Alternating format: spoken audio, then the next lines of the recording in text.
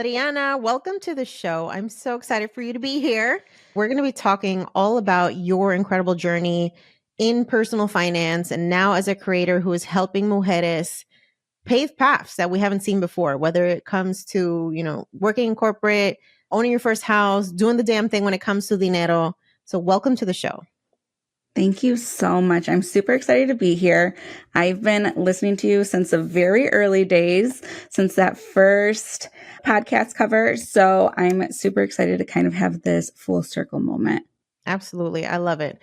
I love the work that you're doing. And I would love for you to give us kind of a little intro to who you are, and then we'll dive into your backstory. Absolutely. So I am Adriana Galvan. I am the owner and founder of Adriana Talks Dinero. So it's a financial literacy education business where I go ahead and provide financial literacy education through social media, through workshops, if that's virtual or even locally with different community builders in my own community here in the Chicagoland area, through money coaching.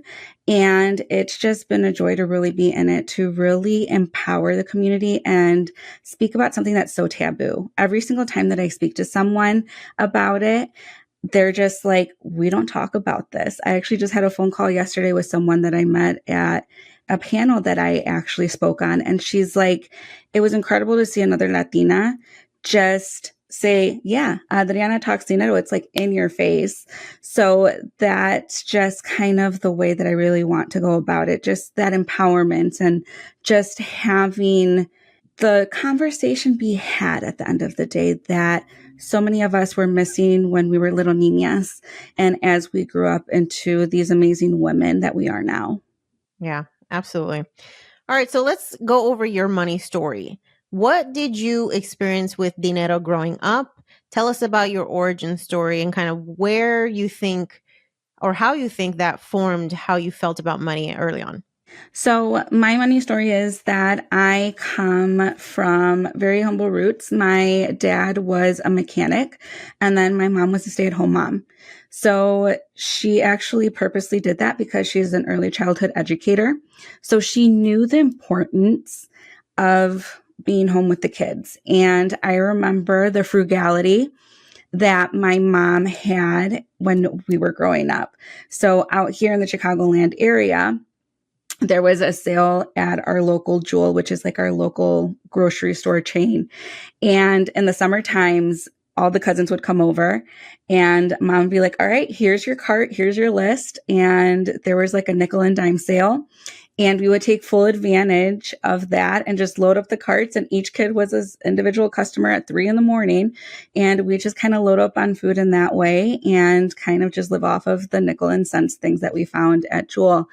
And as I got older, I really saw that my dad was very intentional with trying to grow wealth. You know, he grew up very poor in Oaxaca, Mexico, and he's like, this isn't all it for me. And he comes from a lineage of entrepreneurs because that's really the way that you make money in other countries. And my mom comes from a lineage of entrepreneurs as well. And education was always something important because they did see the struggle of entrepreneurship.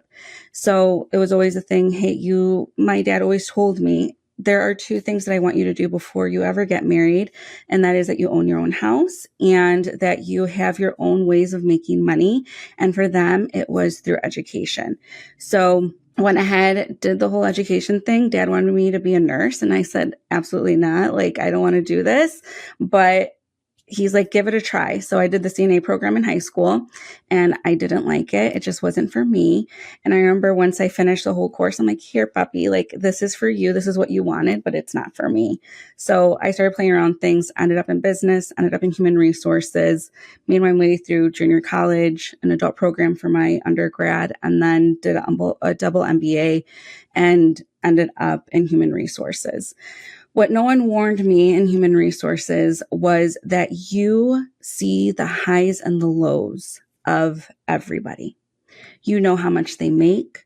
You know the benefits. You know when someone's sick. You know when someone's family has passed away. And that has just kind of really transformed my life in a lot of ways because I have been in this season of life where I have to prepare myself for the things that could happen, because I have seen what happens to the employees that I have worked with when the shit hits the fan and they don't have any means of income. And depending on what company you go with, it all matters. And also the state that you live in, it really all matters on that in the terms of short-term disability, any sort of payments if you do get out of work, maternity leaves, paternity leaves, all those things. So I was in HR for quite a while without giving too much information, but at one point I ended up at a role during COVID, and just like a lot of people, I ended up getting laid off. And that's kind of where Adriana Dinero was born. And thankfully, due to having a toxic job before that, I had savings saved up to go ahead and leave the previous job. And once I was laid off in this one, I'm like, I'm going to be okay. But it was a stark reality, because it was a manufacturing facility, that all the employees pretty much were not ready for something like this. So trying to empower them and seeing what organizations are in the area to help them find work, or food pantries, or, how can we make this income for them or find new jobs within this crazy season of COVID-19. And it's just really been this journey of understanding, like, well, yes, my parents spoke about money, and I have been able to see what entrepreneurship looks like within my parents or my grandparents or my aunts and uncles, that there's always options at the end of the day. I absolutely love that story, because I think it's unique in the sense that for a lot of folks, entrepreneurship is kind of seen as this thing you want to stay away from because it's quote unquote too risky. But you've seen time and time again how that's been the example of like how people have been able to get ahead financially, versus you working in corporate and seeing that all it takes is that pink slip, and everything you thought you were building towards can be taken from you in a second. Whereas I think with entrepreneurship, you do have the opportunity to be creative and to find different ways to make things still happen, because you have that autonomy and that ability to really create for yourself in a way that you can't do in a corporate job where somebody else is in control. So tell me more about, because I think you have a very unique insider perspective as someone who works in HR. Why do people have this perception that like corporate is still the safest thing to do? Like, I think so many people are still scared of diversifying their income or just having a way to make money that doesn't involve a paycheck. Why do you think that is, especially in our community? I honestly think it's because a lot of our parents come from places that are very much in poverty. So they see as like the American dream, you get a good job, you stay there forever, and you end up leaving, which back then they had pensions and things like that. That's non-existent now. And it's something kind of like, I made it. If I have this title next to my name, or if I work in an office with air conditioning and I don't have to use my hands to make money and I can use my mind, that is just kind of like, that golden ticket that you got in life. And I see it so much within our community. And the thing is that, like you just said, like, you can work so hard on this career, and it just takes a pandemic, or it takes upper leadership that is not responsible or are not making the correct decisions for a business in order for it to succeed, for it to kind of go to the wayside. Or I have seen so many times that someone is like the best employee, right? They do everything that they're supposed to.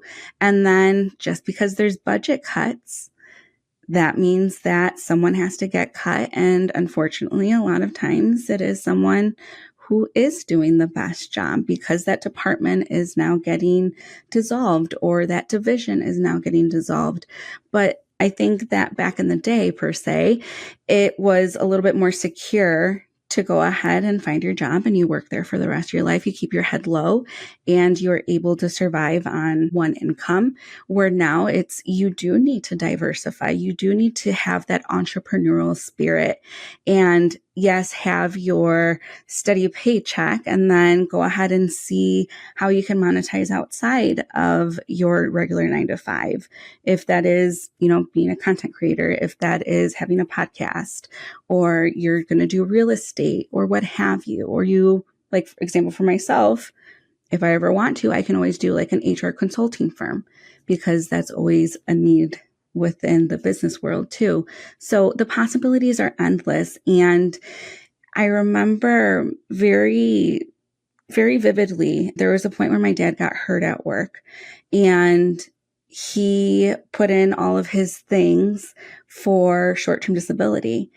And at the time, the short-term disability provider was giving him such a hard time because he had income coming in from rental properties. And they're like, well, you're already making money on the side, so we can't give it to you. And he was like really pissed off. And he's like, how the fuck are you going to tell me that you're going to penalize me for going through the correct steps if I did what I was supposed to with my money, and it's not my fault that the rest of society just spends their monies on pendejadas, and you're punishing me? Like, that's still my paycheck. I still have the right to it. And I remember just sitting there. I was probably like 17 years old at the time. And I'm like, damn, like, he's right. He's right. Like, he made these sacrifices instead of, getting like the brand new truck, right? He was a mechanic, so he'd get like a older car and fix it up and he'd drive it till the wheels fall off. But he didn't live that sort of lifestyle because he knew that he had an end goal where he wanted to leave the job at some point, but still have income coming in, in a passive way. It's funny how, like, you're damned if you do and you're damned if you don't, it's like the system is always trying to screw you, and it feels like that oftentimes.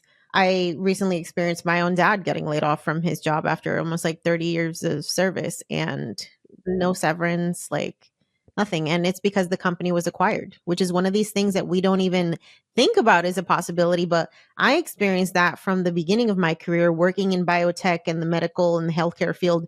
Acquisitions and mergers are very common in that industry, the same way that it is in tech. And I would see, one day things are normal and the next day there's an investment group that wants to buy up your company and 40% of the staff is getting laid off and there's restructuring and there's departments getting eliminated and you can't do a damn thing about it. It's not even about your performance at that point. It's literally people way higher than your pay grade are just making strategic decisions that are all based on the investors. So at some point, you got to realize nobody's going to save you. And I want to talk more about that. So you were operating in a headspace where you're like, even though I have this job, I'm still going to set aside money so that I have my FU fund, emergency fund, whatever it is. What did that look like strategically for you? Like, what percentage of your income were you saving? Like, how are you thinking about this in order to give yourself like that financial parachute? Yeah. So during that chapter of life when I was in the toxic job, it was January of 2020. And I'm like, I'm not happy here. I've only been here for a few months, but I can already see I'm not happy here. But it's a pandemic. I'm like, I need my health insurance because we don't know what the heck is going on right now. And then at the same time, my mother actually got diagnosed with ovarian cancer. Thankfully, she's okay. But that was a battle that she had to go through during the pandemic. And I said, if I need to take FMLA, I need to stay here to support mom and the health insurance. And during that time, I was with my now fiance and I said, hey, help me out here. Like, I bought my house a few years earlier and I said, can you move in? Help me out with the mortgage payment. We'll go half on it. And I was still driving my car from high school at the time. So I didn't have a car payment. The maintenance on it was super low and the insurance on it was super low because it was an older car. So I was saving about like 50% of my take-home pay because that was the job that I took right after I finished my master's program. And I we couldn't travel. We couldn't go out. I'm like the type of girl that's always out and about somewhere. We made all of our food at home and we just started kind of living like that bare bones life. And I'm like, I'm going to put as much money away. Fast forward to November, I was able to put enough money away for 9 months worth of living expenses. And I said, look, if I can't find a job, I'm okay. And thankfully at the time, my boyfriend's job actually, he worked for an engineering company and they're pretty like diverse in the way that they really treat their employees. So we didn't have to be married in order for me to be on his insurance. We just had to get something that said we are domestic partners. We live together and get it signed, get it certified, and we're good to go. So I had a plan B for my medical insurance. So it was just really that like the stars aligned at the point. And I remember giving my resignation to my boss. I said, look, I'll give you 3 weeks just because we're in the middle of an audit. And I know how stressful that is, but I'm not happy here. I'm out. Like, you're on your own. And he's like, well, where are you going? I'm like, I'm not going anywhere. And then I'm like, I saved up 9 months worth of living expenses because we're in the middle of a pandemic and I can't spend my money. And he's like, do you know that that is like unheard of? And I'm like, it really isn't. I'm like, look at the parking lot, because at that time we had reserved parking spots. And it was like myself and 2 other people that had used cars. Everyone else had like the Mercedes, the BMWs, the Harleys, and all the things. So it's like, you knew that they were living over their means. And there are other situations too that in that same group of people, they couldn't take like a medical leave because short-term disability only paid 60%. And their wives were like, F no, like we can't live off of 60% of our pay. And they will tell me these things.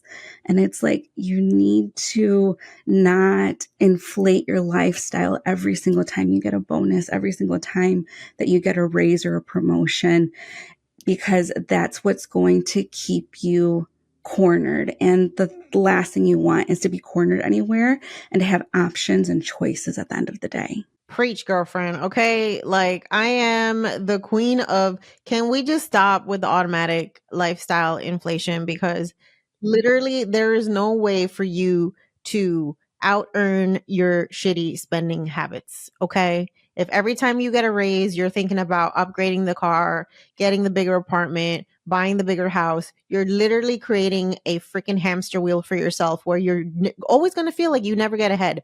And I think also parents are probably very guilty of this and just feeling this urge to constantly give and give and give to their kids. But it's like, at what expense? Is that at the expense of your retirement? Because at the end of the day, if you're self-sabotaging your future for your children, they're just going to end up having to take care of you because you didn't think about, oh, what's the long-term ramifications of like just continuing to spend and continuing to upgrade?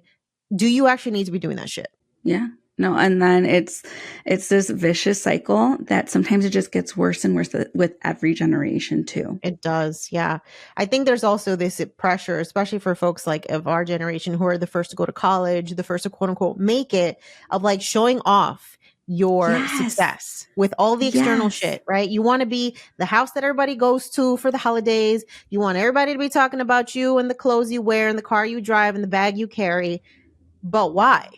Absolutely. And I got that so much. Like once I finished my MBA program, I was still driving my little car from high school. And actually, my brother told me, he's like, what the hell are you doing? And I said, what do you mean, what the hell am I doing? He's like, you live in a little house. My house is like 750 square feet. And you drive your car from high school. He's like, I know you make good money. He's like, go buy yourself the nice big car and go buy yourself a bigger house. I said, for what? For what? I said, I am secure in myself, which let me tell you, that took a lot of healing. That took a lot of therapy. It took a lot of inner work.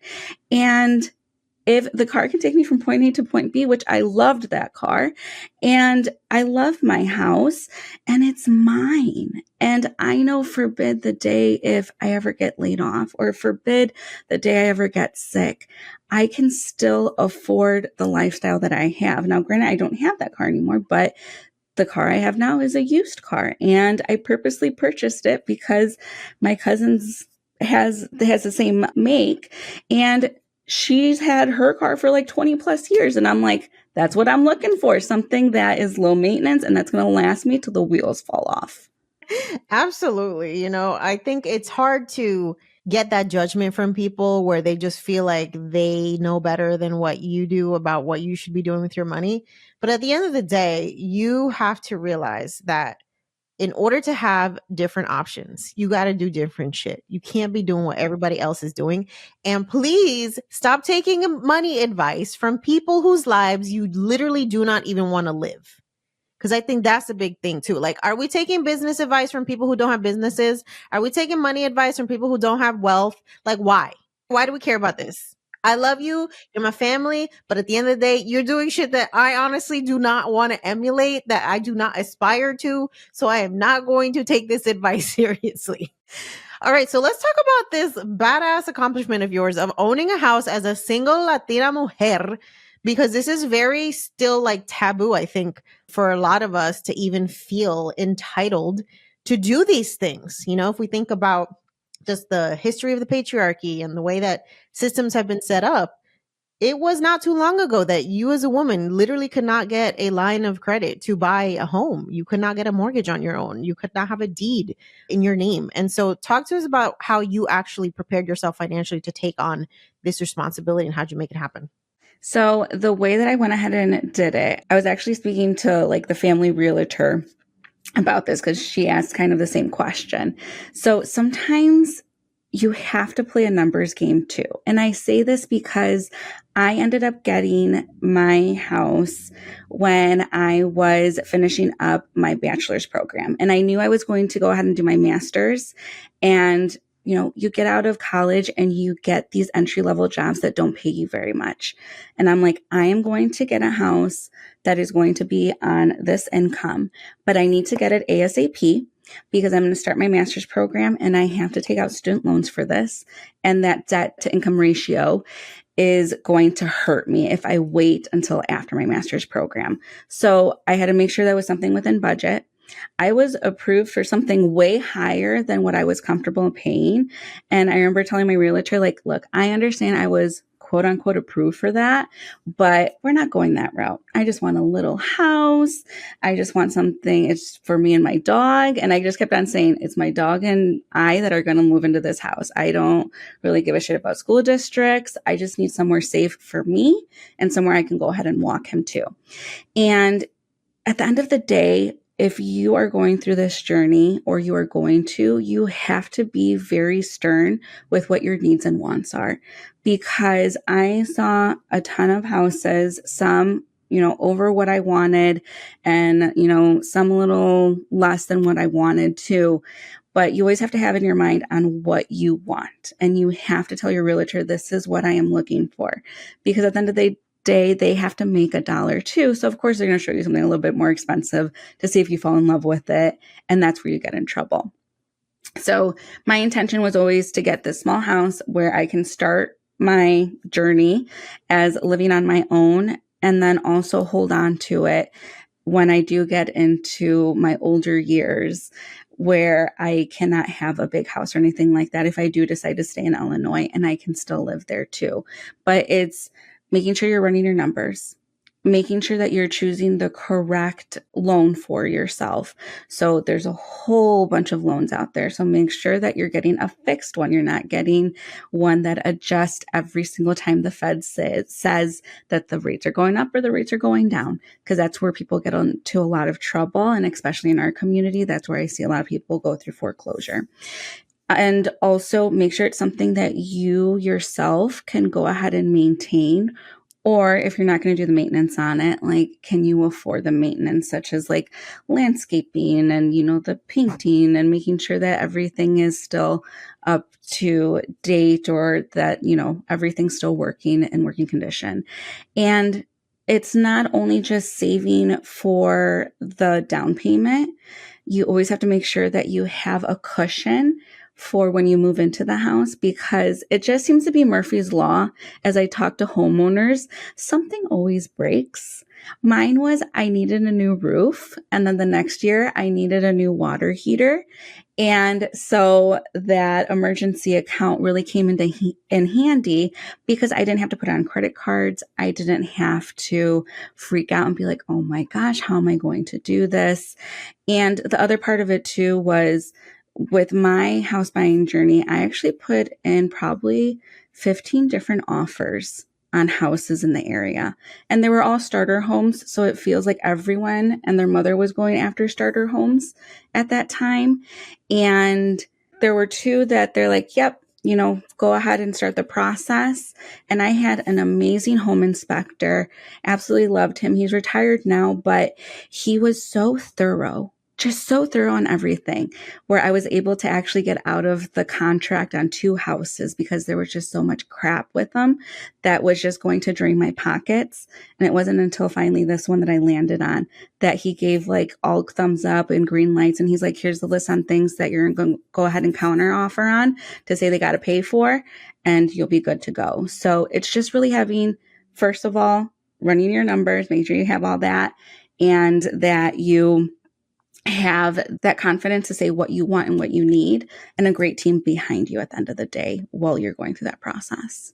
Yeah, I absolutely love that advice. And I love the fact that you touch on it's not just about the mortgage payment, y'all. There's like so much more to take into account. Every year that you own a home, you have to be budgeting for some sort of maintenance, upgrade. Something goes wrong. I remember I made that mistake. I emptied out my savings account to buy my first property. And 2 weeks into moving in, I tell this story in my book. I come home and the basement's flooded with like 6 inches of raw sewage because the cast iron sewer line, which was like freaking 70, 80 years old, decided that it was time to go. And I had to take out a 401k loan in order to pay for this expensive ass repair. And I was not planning to do that. And this is how we get into the cycle of being house poor, of being stressed out, of being regretful of our decisions because we just don't see the full picture. And I love what you talk about with regards to like self advocacy, right? Just because the bank is telling you that you can afford this does not mean that this is what you actually want to do. Can you give advice to folks who have a hard time advocating for themselves? Because I think that's a very important skill set to have, especially when it comes to your money. Absolutely. So, I mean, at the end of the day, every single decision that you make, or even every single time you say yes or no, is going to have a huge effect on your money, on, you as your whole self. So you really always have to put at the front of your mind, like, this is what's best for me, or this is what I need. I know that we come from a community that's it's me last, right? It's everyone first and then me last. But at the end of the day, you do have to put yourself first. And that's really a big reason why I did purchase my house too.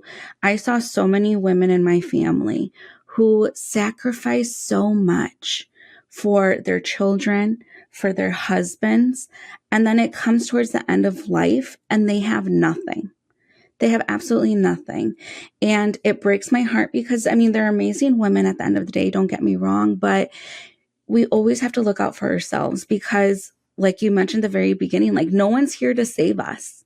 Not our parents, not our spouses, not our children. Like we have to figure out how are we going to quote unquote survive, or how are we going to keep on making it?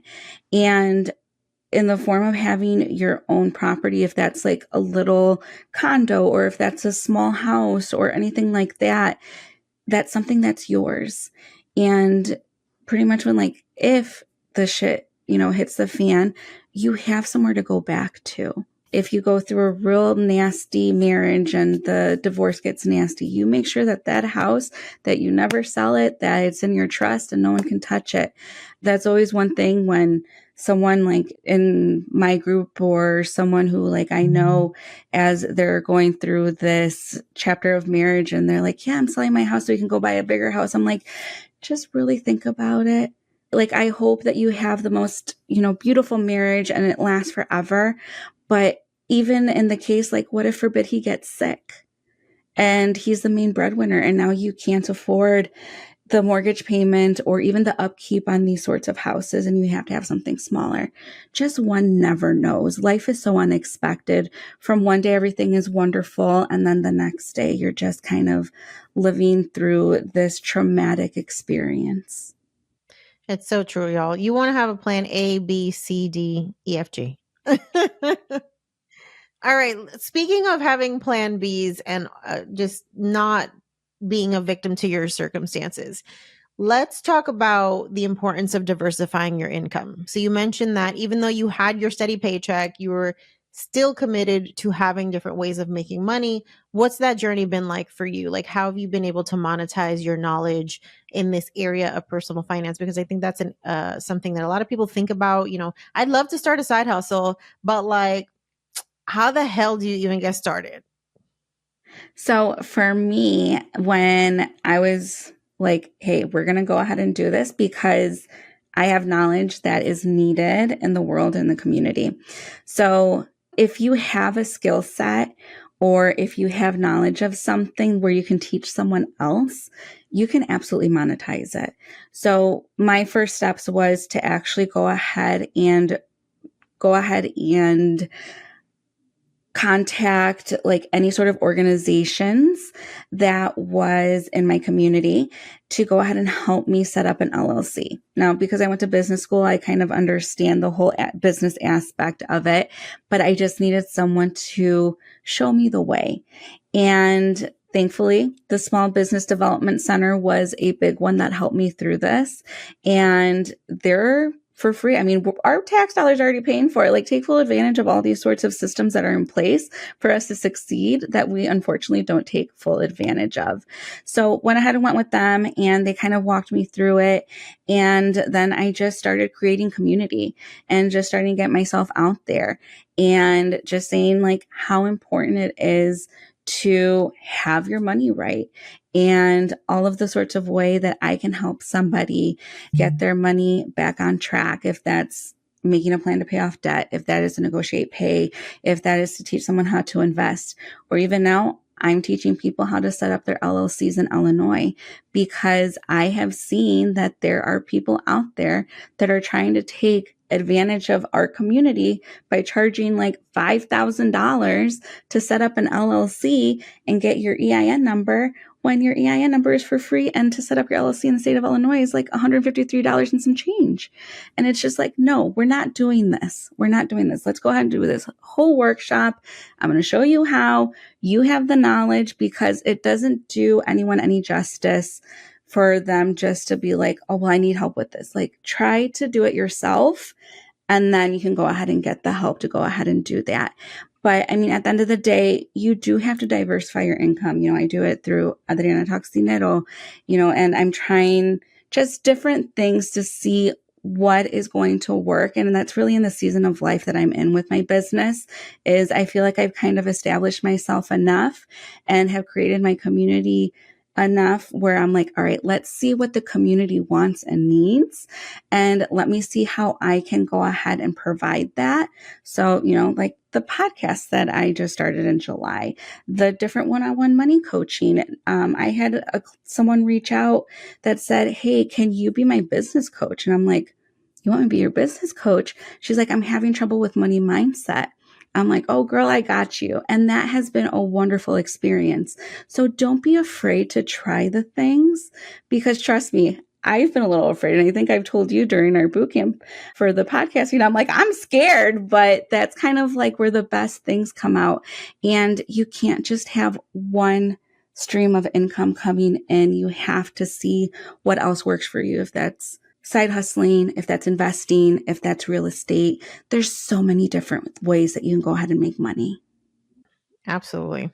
I love that. And, you know, I always sort of remind people that like feeling that fear just means you're being stretched. Your capacity is being stretched, and that's never a bad thing. So let's stop being so afraid of scary things, because I think more often than not, like cool stuff comes out of the scary stuff. Absolutely.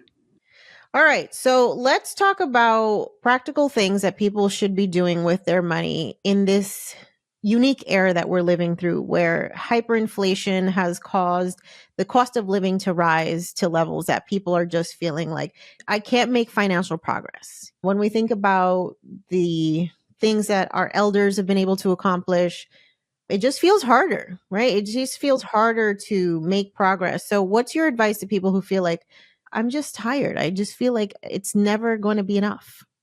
Well, first, a lot of us do have a 9 to 5. And if that's the case, I hope that you are getting paid fairly. I know that is not the case for many of us as women, as people of color. It's just not the case. We don't ask for more. We just accept what they give us. And that's always a good starting point. Like, let's see what your market value is.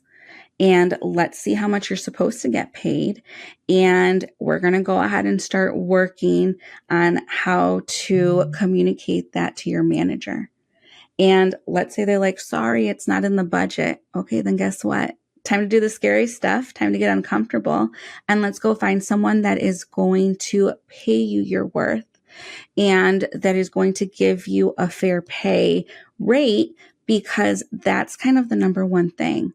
I have seen many, many times where, especially us in the Latina community, we graduate and then our parents tell us, pues qué bendecida eres que you have an office job. I hear that all the time. And you just kind of take that first offer and it's like, no, we're not doing that. We're not doing that anymore. Like, they are going to pay for your skills of you being bilingual, of everything you learned in school, everything you learned in life, and you're going to get your money's worth.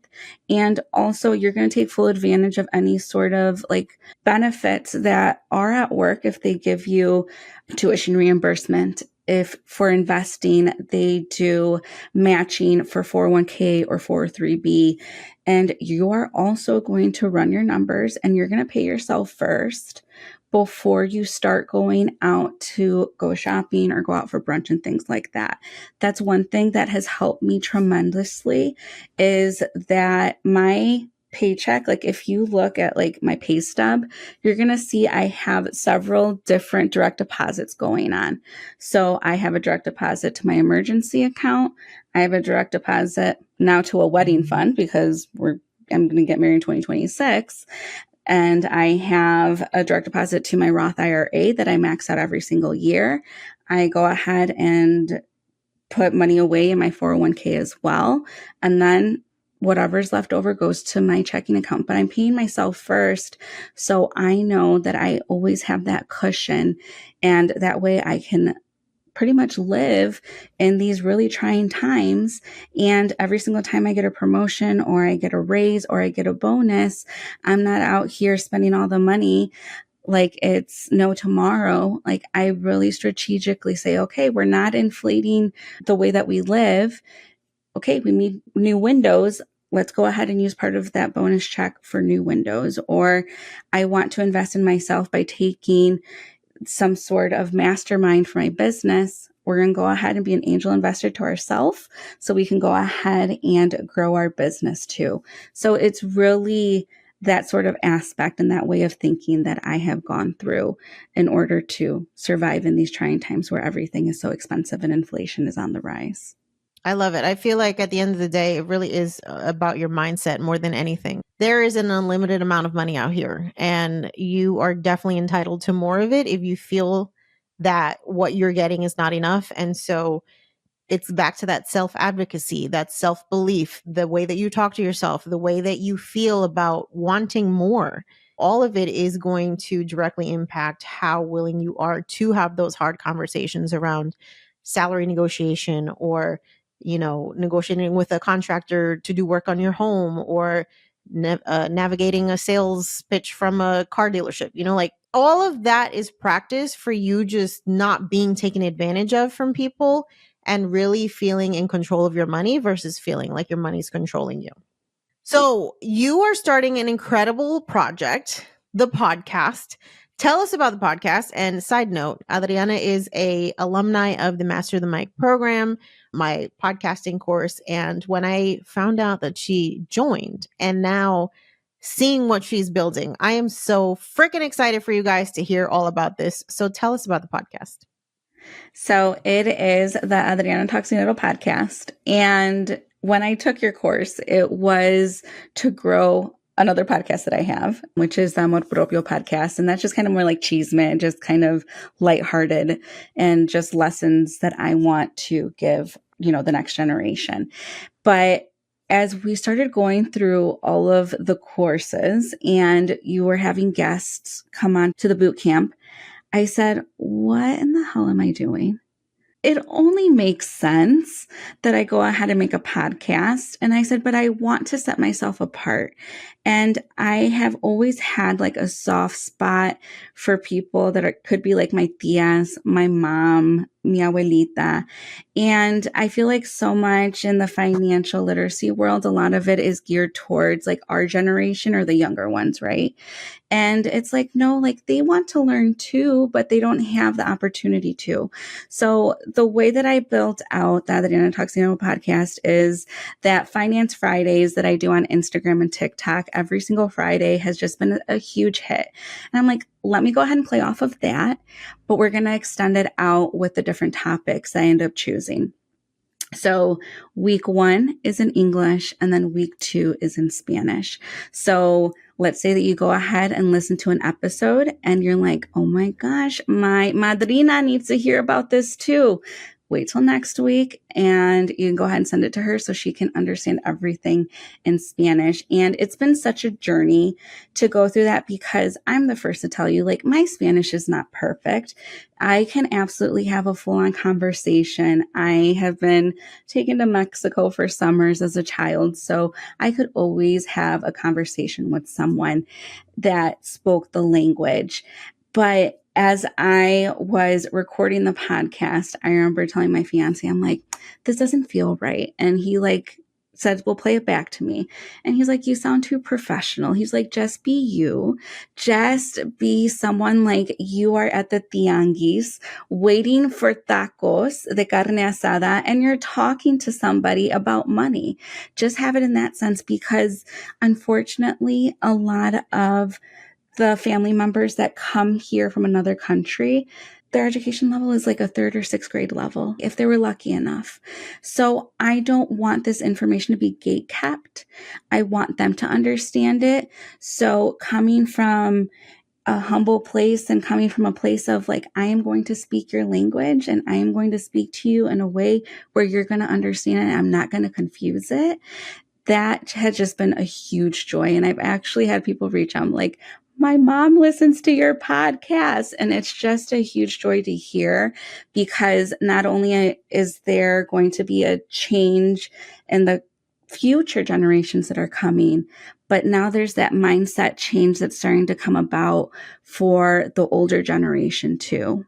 That is so incredibly exciting. And I commend you for taking on this awesome project because you're going to change so many lives just by getting out of your comfort zone and putting yourself out there and creating this much needed resource for our community. So first off, thank you.